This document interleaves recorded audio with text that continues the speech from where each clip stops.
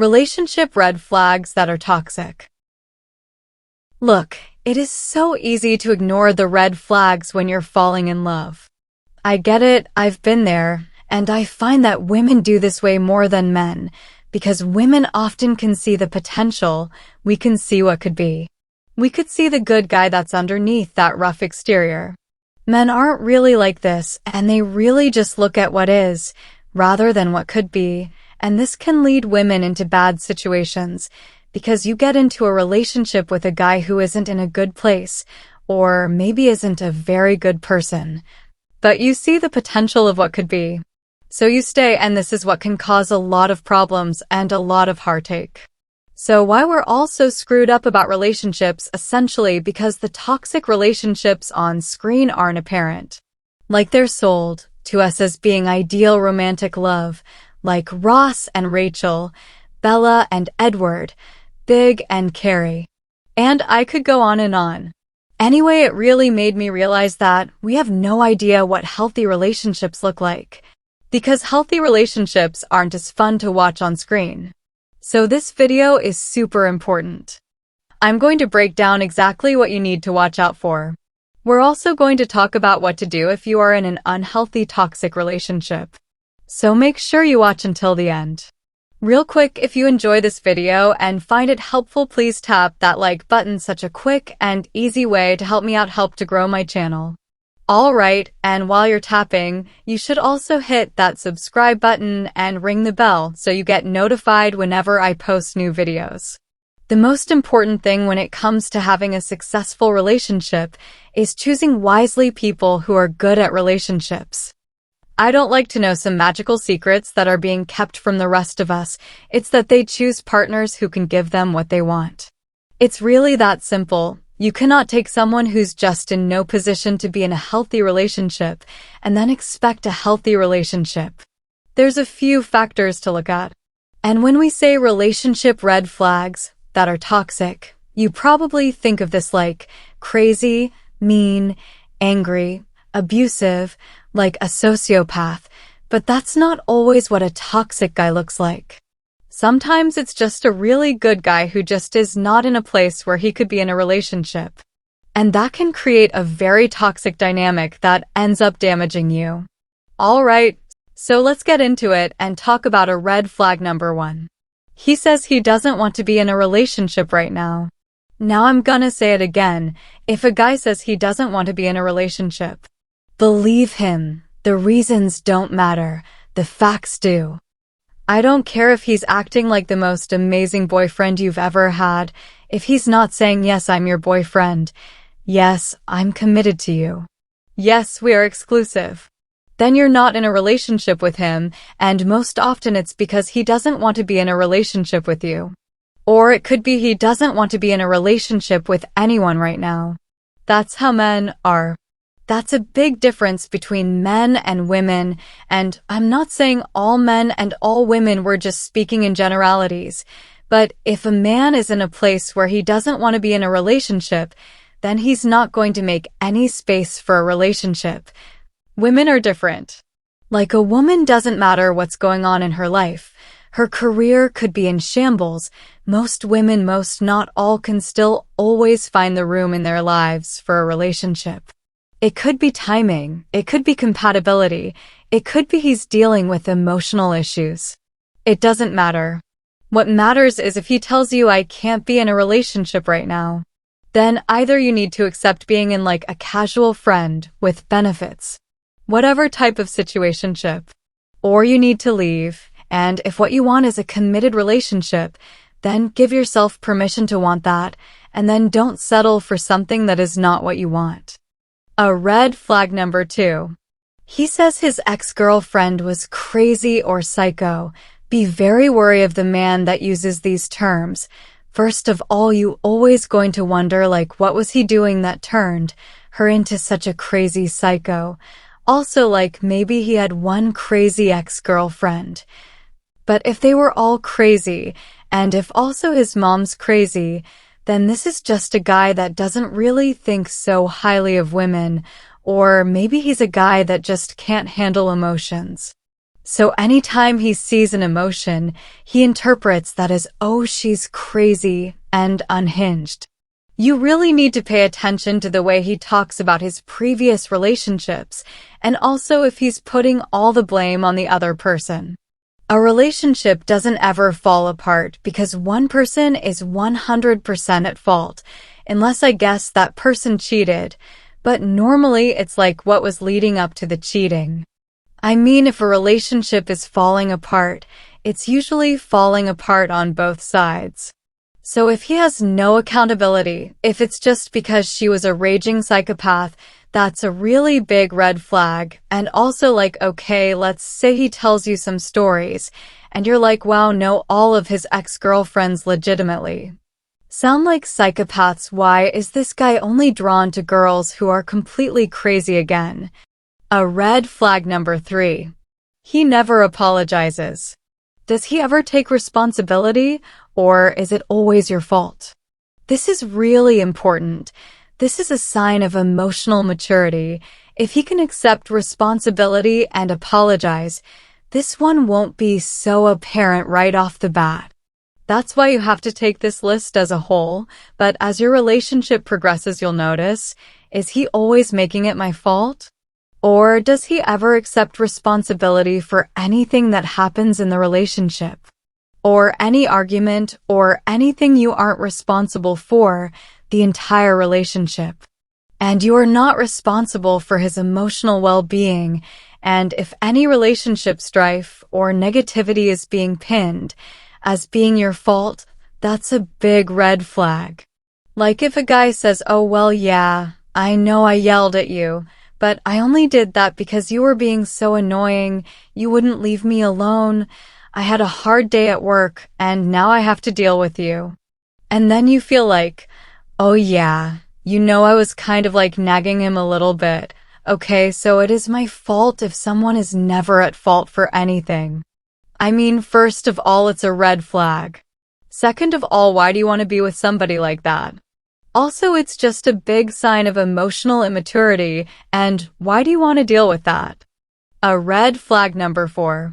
He loves bombs. Okay, this is a tricky one, and this has become one of the biggest buzzwords, and the next buzzword is going to be later on in this list. But love bombing, this one is a tricky one. Because in mainstream media and in depictions of love, we see a man meet a woman and he's so taken by her.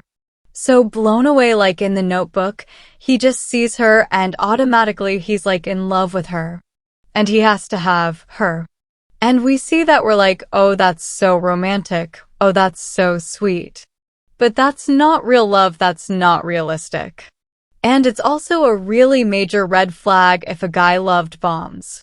And he could do it for several reasons. First of all, what is love bombing? Love bombing is essentially that he bombs you with love. This guy meets you and all of a sudden, like he's, saying he wants to marry a woman like you. He wants you to have his babies, and you're the most amazing woman he's ever met. And he's ever met such a mythical, magical, incredible creature in his entire life. And you're flying because you really like this guy. And you are just like, wow, like this is what I've dreamed of, this place, but my whole life dreaming of. But normally it doesn't last and something changes and all of a sudden he starts to devalue you. All the time he's pulling away and then you feel crazy. Because you feel crazy. Because you're like, well, there must be something wrong with me. I must have done something. Now I have to get him back because he saw me in this amazing light. And he loved me so much, and now he's taking it away. And it just creates a really unhealthy dynamic. Now love bombing can be a strategy employed by a narcissist. But what narcissists survive of is the narcissistic supply, which is making somebody love them, adore them, worship them. So when they love bombing someone, it's not necessarily because they feel that way about that person. It's because they want that person to love them, because their ego needs that fuel. A guy could also love a woman because he's lonely, maybe because he just got out of a relationship, and he doesn't exactly know how to cope. And he doesn't know how to be like without someone there. I mean, I've been involved with guys before who were just like so all in right away. And I've had friends of mine experience the same and come to me asking questions like, have been in the same boat, and a lot of the time it's because a guy just got out of a relationship. And he misses it like it's the way he is acting isn't necessarily a reflection of how he feels about you. It's more that he misses that feeling of having a girlfriend, of having someone there. It also is a way for him to plug up that emotional hole that was left behind by his ex and not have to deal with those painful feelings. And a lot of men have a hard time dealing with painful feelings. They're not as equipped as most women are, so he just kind of likes, slots somebody else into that spot. So he doesn't have to face that pain and that loneliness. But the point is so funny, like with all of my friends who started seeing a guy, and he wanted to be boyfriend-girlfriend after like a few days. I'm like, better watch out, and they're like, oh no, you're wrong, it's true love, it always ended in disaster. If a guy is moving at lightning speed, be very wary and cautious, and I'm not saying break up with him. But it's on you to really pump the brakes here and then see what's going on. A red flag number 5. Substance issues. So this guy might not drink just to like take the edge off whatever. A lot of people do that. This guy drinks to forget. He drinks to completely black out. He drinks because he just can't cope. And when I say drinks, it could also be used substances. The question here is, what is he running from? I have a friend who dated this guy who would just every night after work, he would have to like get high out of his mind or drink himself into oblivion. Every single day. Turns out this guy was extremely emotionally unstable. He also called her his girlfriend after a week. Like the whole thing was like a mess. But that's always a really big red flag. Because that is a sign of somebody who just cannot cope. I mean, look, we all like to take the edge off. From time to time, that's one thing. That's not the same as needing it to function, to feel okay. When someone is numbing out like that, it's just a manifestation of some serious issues that is going on below, and I'm not saying like have no empathy and just like abandoning someone. But that person needs to want to get help, needs to want to address whatever is going on that's making them do these behaviors. To forget that person needs to want it too, and if they don't, you can't be the one that's just there supporting them, taking care of them. Because if you do, you're just going to end up in a codependent relationship, which will also turn into a toxic relationship. A red flag number 6. He's controlling or jealous. Now, sometimes this can feel a little flattering, like, oh, he's worried that I'm flirting with another guy. Or, oh, he's worried that other guys are looking at me, and a little bit of jealousy is a good thing. I mean, it would probably be a bad sign if your boyfriend never got jealous, if you flirted with other guys, but a little bit of jealousy is a good thing. But if he's like super controlling, cannot handle you ever texting guys, talking to guys, can't handle you wearing certain things, if he like picks out your clothes for you, this reminds me of Kim Kardashian and Kanye West. And we all see how that relationship unfolded. At the beginning of their relationship, this whole mess that's going on between them. But do you guys remember when he like threw her whole closet away? Like she was crying, and he's throwing, and who knows how many hundreds of thousands of dollars worth of clothes he threw away, and then he was like, no, I'm going to remake you in the image that I see fit. That is a sign of somebody who's a bit unhinged. I mean, if a guy is controlling what you wear, it's a huge red flag. A red flag number 7. He doesn't have any healthy relationships. He might not have any good healthy relationships with his friends, with his family. He's never had a healthy romantic relationship. You have to look at all the pieces of who someone is. And always remember that if you have a problem with everyone, then you're the problem. A red flag number 8. He gaslights. I'm sure you have heard of gaslighting. It's all anybody talks about, but basically it means that he makes you feel crazy for your interpretation of reality. For example, let's say you catch him flirting with another girl, and you're like, that's so disrespectful. Why are you flirting with another girl? It's like, what's up flirting with her? And he replies, what are you talking about? I'm not even attracted to her. You're just jealous and insecure and paranoid. And you start to questioning yourself, saying maybe he was not flirting, yet maybe I am jealous and insecure and paranoid. I can't believe I can't even handle him having a conversation with another girl. He just basically distorts your feelings of reality. The fact is there is no objective reality. We all have our perspectives and our way that we see things, and everybody's perspective is valid, even if you don't see things the same way. And if he can't respect that and instead just makes you feel crazy for feeling the way that you feel, that is a huge, huge red flag. One of the biggest ones to watch out for, and the armor against this, is having a high sense of worth. Because the people that fall victim to the gaslighting trap are really people who don't value themselves. And they don't value the way they feel. So that's why it's so easy for them to believe someone who's telling them, no, you're wrong. No, you're just being insecure. Because they already feel that way deep down. So let's talk a little bit more about how you can protect yourself against being in a toxic relationship, or how you can get out. The first is to get support. It's not easy to get out of these types of situations because your emotions are so highly activated, because you're in a stressful situation, and also this guy makes you questioning yourself and questioning reality. And you just don't know what's up, what's down, so it's really important to get support now. This could mean talking to friends or family or objective third party like a life coach or a relationship coach or a therapist. Second is write it all down. You can't just have the realizations in your mind. You have to put them somewhere because your mind is gonna go from one extreme to the next. One day you're gonna be like, okay, this relationship unhealthy, I'm leaving him, I'm done, and then he's gonna text you something sweet, and you're gonna say, oh well, maybe I should give him one more chance. And maybe I was just wrong.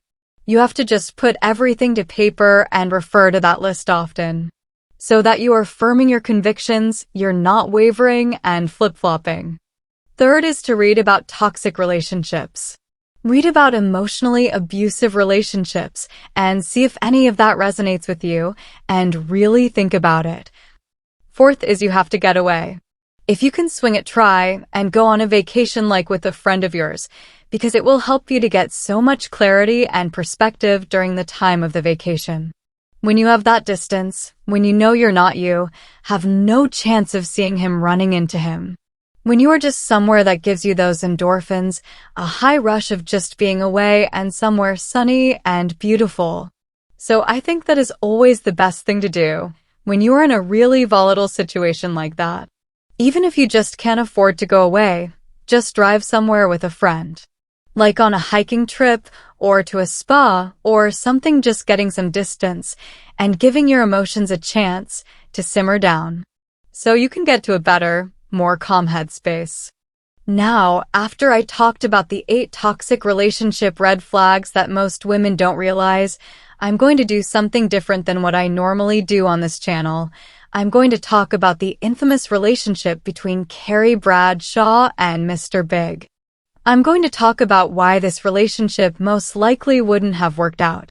We will talk about the red flags and what you can learn from them and how that can help you get the love that you want. Carrie and Big were influential for so many of us, especially those of us who are millennials who were really young when this series came out. This relationship had made an impression on us, and it did penetrate our psyches, not on a conscious level, but definitely at an unconscious level, and it screwed so many of us up in the heads regarding what a healthy relationship looks like. So I wanted to go into it a little deeper than I could. We are gonna dive in. We're gonna talk about this couple and what we can learn. So let's take it back all the way to the beginning. Let's go all the way back to season 1 from the beginning. Big only seems mildly intrigued by Carrie at best. he definitely is not taken with that like, wow, I'm swept away type of feeling. They meet like a bunch of times. They just keep running into each other, and running into each other, and running into each other, before he even asks her out, and then he asks her out, and they start dating. But they get off to like a very shaky start. First of all, from the very beginning, Carrie says, "He's out of my league." Once you tell yourself that story, that already creates the dynamics in a relationship. So that's just an important thing for you guys to realize in your own lives. She already saw him as being way out of her league, and almost like she had to play a role in order to fit in with that. And that's even something she admitted to now from Big's end. What we see of him from the beginning is he has a type, and Carrie's not it. Like his type was supermodel-esque type. Women like very classically beautiful and whatever kind of basic kind of bland type women. Carrie's not that, but he was still intrigued by her. But at the same time, he's reconciling the fact that she's not exactly who he sees himself with. And this is a big part of their relationship. It gets written off as he has commitment issues, but that is more of what's at play here. But we will talk about his psychology a little bit more later, so he's only minorly intrigued by her. They do start dating, but like any time she tries to better understand where the relationship is going, where his head's at. If things are serious, he never gives her direct answers. He always like speaks in riddles or makes jokes or deflects, and he never answers her directly. Like she'll say something like, "So you and me, is this for real?" And he'll be like, "Every minute of my life is for real, baby." Or when she's taught wants to know if they're exclusive, she says something like, "I've been on the merry-go-round, and I just want someone to stand still with me. Like, will you do that?" And you just kind of like stand still. But he doesn't answer the question. He never answers directly. She is always left like extrapolating, like what he might mean based on his actions, or whatever joke he told. And that's why for her he feels so confusing. He feels like such a riddle when really he is kind of spelling things out for her now as she tries to like push the relationship forward. He says to her multiple times like, "I need to take things slow. I need to go on my own time." And she kind of acts like she's cool with that, but then she's completely not. And like she'll just have a meltdown or freak out about something and fly off the handle, like when she wants to meet his mother. And he's like unsure about it. He says, "Look, I need to do things on my own time. Let's take a vacation." She says, "Yeah, sure. Let's take a vacation." So they're about to go on the vacation, and then she says, "Wait, before we go, tell me I'm the one." And he answers, "We just say we were gonna like take things slow. Like now you want me to tell you that you're the one." And he can't tell her that she's the one because he's still unsure about her, as he's been from the beginning. So you can't tell her, and she's reply, "I can't do this anymore." She breaks up with him. This just kind of shows how hot-headed Carrie is, because just go on the vacation, go to first parts, and then deal with this. Why are you gonna break up with him, right? Before you're supposed to leave, when you just said like the day before you were fine with taking things slow. But whatever time marches on, whatever staining new people, and then her and Big end up hanging out again. And once again, she's the one pushing things in a certain direction. It seems like he would have been fine having a friends with benefits type situation, but she wants to get back together. So she's the one asking questions and bringing things up, and eventually he in his own way agrees that they're back together now. And Carrie's friends are all asking her, "What are you doing? Are you crazy? Why are you getting back together with him?" And she answers, "It's different now." And it wasn't different. She's doing the same thing again. She just hangs on to these scraps. He throws her away. He doesn't want her leaving any of her stuff at his apartment. But then he gives her the pink toothbrush head. And there's only one pink toothbrush head in the set, and she holds on to that as being super significant, even though it's like super useless and meaningless, and it's almost sad in a way. And I think that a lot of us can relate to Carrie in that way, that you hold on to these little moments, these little things that the guy does, that indicates maybe he does feel the way that you want him to feel. So they're back together. Whatever things are going the same, and then Big gets this offer to move to Paris for work, and he doesn't tell Carrie. Then she finds out, so first she's really upset. But then she's like, it's okay, like we're gonna work this out. And maybe I'll move there, and he says, well, don't move there for me. And she asks, why not? And he answers, well, I don't want you to expect anything. Basically telling her, look, I'm still not sure I want to commit to you. Carrie, how many times do I need to tell you? She was so upset. She throws the McDonald's food at his head, and she's asked him, how can you do this? And then she's like devastated and spirals, and she's all upset and says that he has a commitment phobe. He can't commit. He couldn't hold on to this great woman. However, at the same time, Big moves to Paris. And while he was there, he meets a girl, and he falls in love, gets engaged, all within 5 months. The problem is not that this man couldn't commit, it was that he didn't want to commit to her. So he comes back to town. Carrie tries to be friends with him, and they go out, and he tells her that he's engaged. And she replied, what? You're engaged? Like, how can you be engaged? You have a problem with commitment. And he's like, well, things change. And she's like, meaning what? Like, you didn't want to marry me. Yeah, Carrie, he didn't want to marry you. Like, how much clearer could he have made it? So again though, but she doesn't see it that way. She sees it as his commitment issues. And then she says that I was just too much for him. His feelings for me were just so strong, and that's why he had to go with this bland, basic girl. And she compares it to the way they were. Whatever she has to do to make herself feel better. I get it, girl. So time goes on. She ends up dating Aiden, but she's with Aiden, she's happy, she's moving on. She runs into Big. And Big, having the avoidant attachment style, that he does having commitment issues, and avoid an attachment style, aren't the same thing? Big obviously can commit, but he is more of an avoidant personality, and anyway, having that attachment style, he's feeling a little restless in his relationship. He's been married for all of 7 months. Now he sees Carrie, and she's not obsessed with him anymore. She's happy, she's moved on. She's not this anxious, clean, needy woman. Anymore, he's intrigued, and thus begins the illicit affair between them. Now, in looking back, it's funny because it's like they want us, the viewers, to like root for Carrie and Big to get together. And to feel like, oh, they're soulmates, they're meant to be. And all these forces, like him choosing to marry someone else, are just getting in the way of this true love. But it's like, no, they're too screwed up. People who have this mutual draw to each other because of their screwed upness. If that makes sense, they both get needs met from each other. But these aren't healthy needs. And it's not a healthy situation. Anyway, they have this affair. Natasha ends up finding out. She's completely devastated, and then Carrie and Big are done.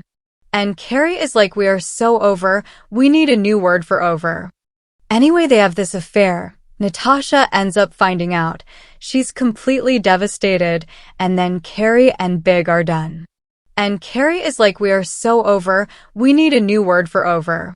Time goes on, and Vegas, kind of an end of Carrie's life. Not really so significant for a while, just kind of like a guy who's there, and they seem kind of friendly terms. Whatever, then he comes back to town because he needs to have heart surgery. Sad foreshadowing for what's to come. And there will be spoilers for the new reboot, so if you haven't seen it yet, you don't want to know what happens. You're not missing anything. If you haven't seen it yet, there will be spoilers. Okay, so he comes to town, he needs heart surgery, and Carrie takes care of him, and she's like nursing him, and you know they're spending time together, and while he's recovering, he looks at her, and he's like, what are we doing? Life's too short. Like, we should be together. And she's like, yeah, finally, our time has come after all these years. But the next morning he's like, now take it back, totally changes his mind, and he's completely closed off. Once again, Carrie starts the process of moving on. Now she's dating the Russian, and of all the guys she's dated, the Russian was the best suited for her. Like they were endgame. I know that. It was never gonna happen how the series ended, but he was the most perfectly suited for her, honestly. Anyway, once she's happy and moving on, Big can't let that happen. He swoops right back in, and he's like, "No, Carrie, I love you. Be with me." And she's like, "You cannot do this to me again. That is it, I'm done with you. I'm moving to Paris with the Russian forget you know my number. You know what? Forget you know my name." And he's like so heartbroken, and we all like feel sorry for him. Even though he's been like a complete jerk to her for like the last 6 seasons. So she moves to Paris, he follows her, does the grand romantic gesture, and he's like, "You're the one," and they kiss, and they have this beautiful Hollywood ending. Even though the writers of the show, the creators of the show, everyone involved with the show, knows that they never would have ended up together. The real life cannot end up with her with Mr. Big, and everyone admits. Okay, this was complete important note, but we had to give you guys your happy ending. Like you see how these things completely mess with our minds. Like we know this makes no sense, but we're gonna give women false hope. Any way that you know if a guy won't commit, all you gotta do is stick it out for long enough, and eventually he may see the light, and you'll get your happily ever after. So they get their happily ever after. Time goes by. We're in the first movie now. They decide, let's get married. Yeah, why not? Let's get married. Great idea. And he ends up leaving her at the altar. Like after everything they've been through, he leaves her at the altar. Like, can you think of anything more humiliating? I cannot. And then like he never really apologized. He left her at the altar. She is devastated.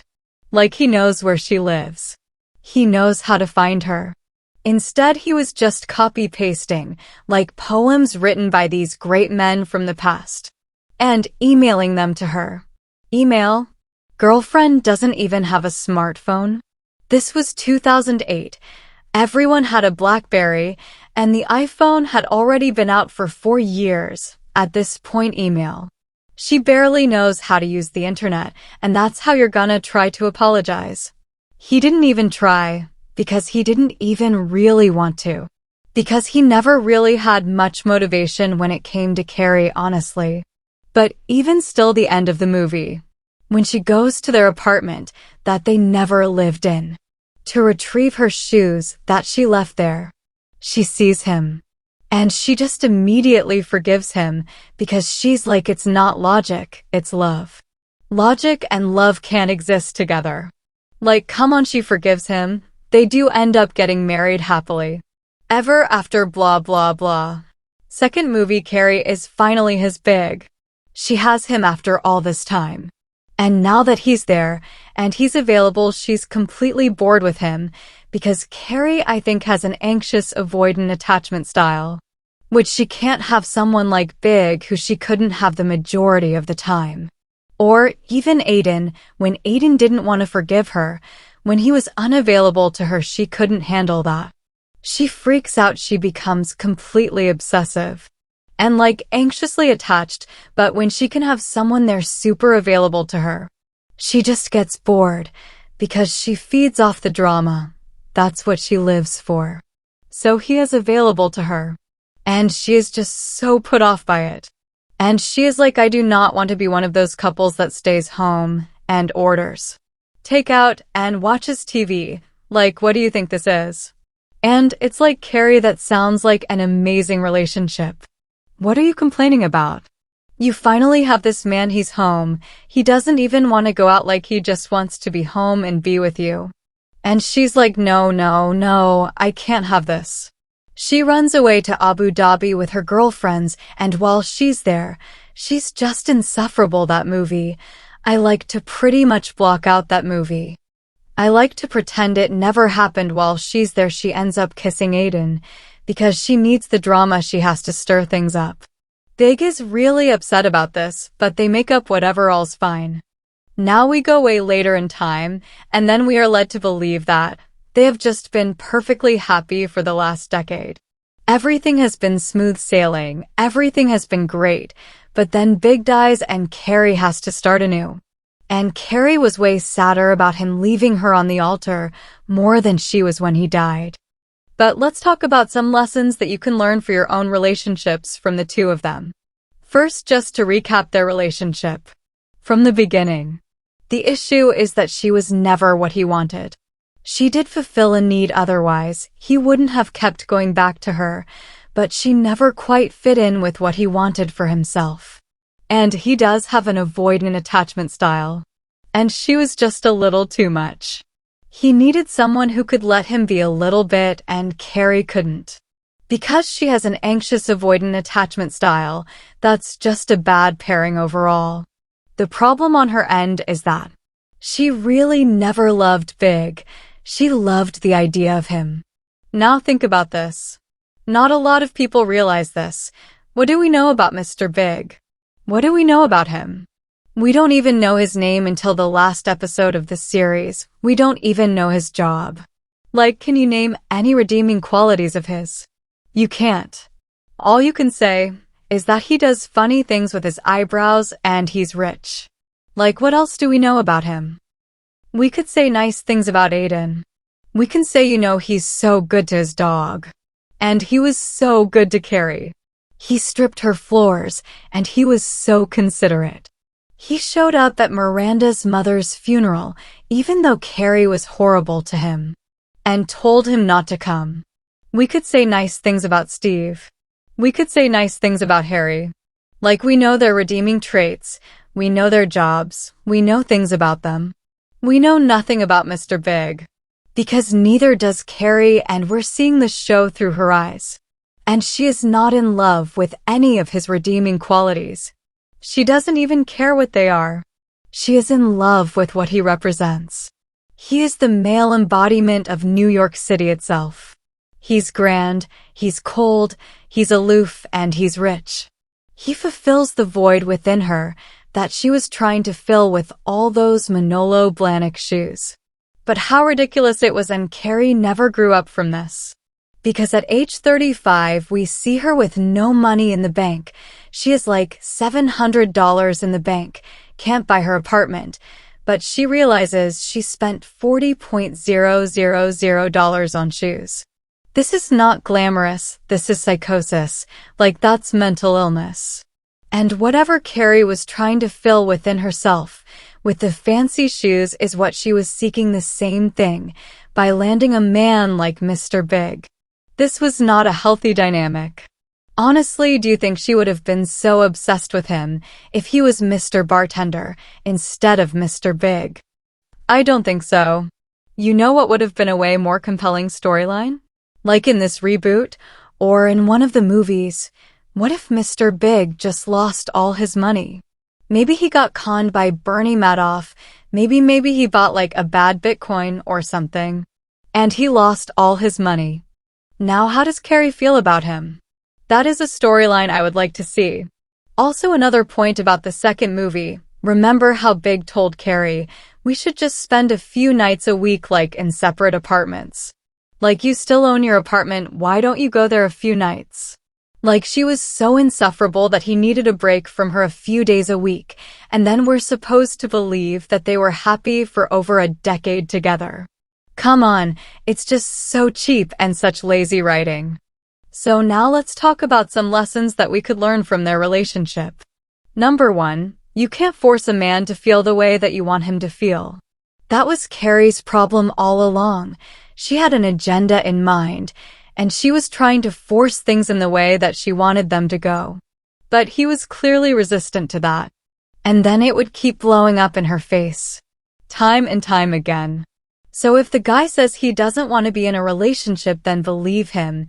If a guy says he wants to go slow, then believe him. If a guy treats you like you are not a priority, believe him. You are not. Number 2, you have to look at a situation for what it is, not what you want it to be. Now, Carrie did what a lot of us do. You know a guy.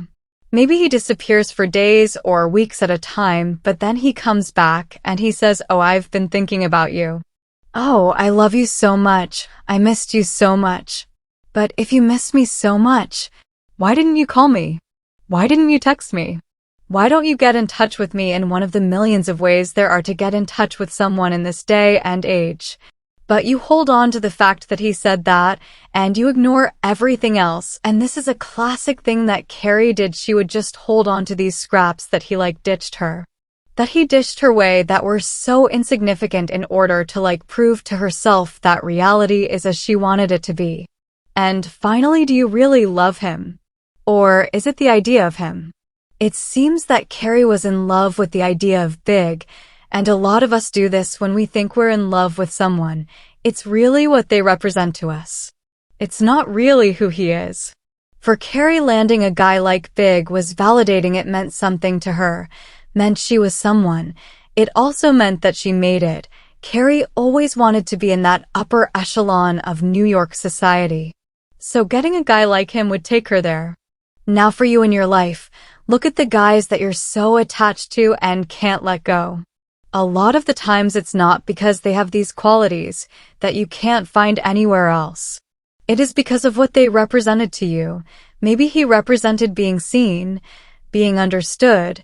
Maybe he has a lot of darkness to him and you have some darkness to you, and you just want to feel that connection. So he represents connection to you now. That doesn't mean you can't have a connection with anybody else. It just means you've imprinted that onto him, and you've just decided that he's the only person that can give it to you. So that is our breakdown of Carrie and Big's relationship. I hope you found this helpful. I hope you enjoyed it. And if you like this video, please make sure to like. And please subscribe to Motivibes channel. And leave a comment letting me know what you think.